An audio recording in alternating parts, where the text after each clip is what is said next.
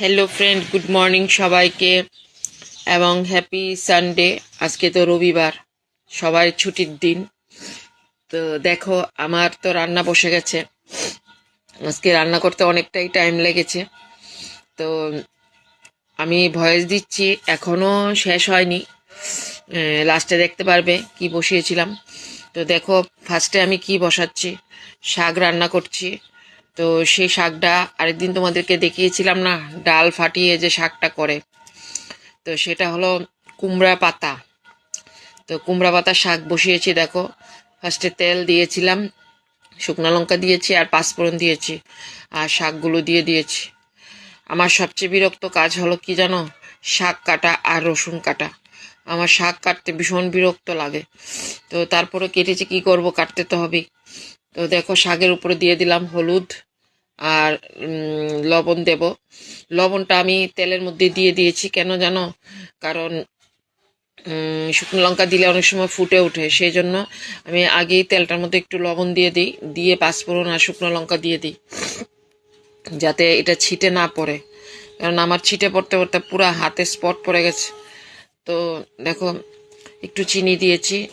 তো চিনি দিলে কি হবে, তোমার চিনি লবণ একটু মানে ব্যালেন্সটা ঠিক হয়, স্বাদটা ভালো হয়। তো এখন শাকটা ঢেকে দেব। আর ডাল হাফ সিদ্ধ রেখে দিয়েছি, মসুরি ডাল। তো সেটা পরে দিয়ে দেবো, আগে শাকগুলো একটু মজে যাক তারপরে। তো দেখো, শাকগুলো মজে গেছে। তো এখন এটার মধ্যে ডালটা যে রেখেছিলাম, ডালটা দিয়ে দেব।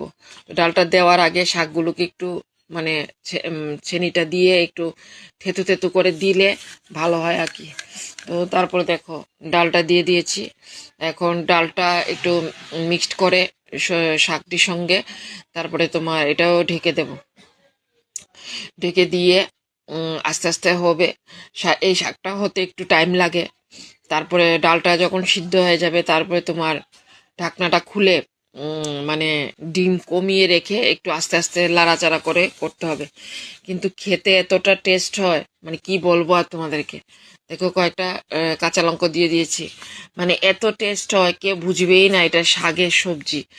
মানে আমি আরেকজন দাদাভাইকে মানে খাইয়েছিলাম, ও এখনো বলে, আমি ভুলতে পারি না সেই শাকটার কথা। তো দেখো, ডাল বসিয়েছি। ডাল তো মানে নিত্যদিন এটা করতেই হবে, ডাল ছাড়া হবে না। তো ডাল হয়ে গেছে। আর নিয়েছি দেখো, আজকে কি, আজকে সানডে স্পেশাল পাঁঠার মাংস। তো সেটা রান্না করব। সেটা রান্না করতে তো জানোই তোমরা, একটু সময় লাগে। তো দেখো, আমার ডালটাও সিদ্ধ হয়ে গেছে শাকের। তো এখন শাকটা আস্তে আস্তে একটু লাড়াচাড়া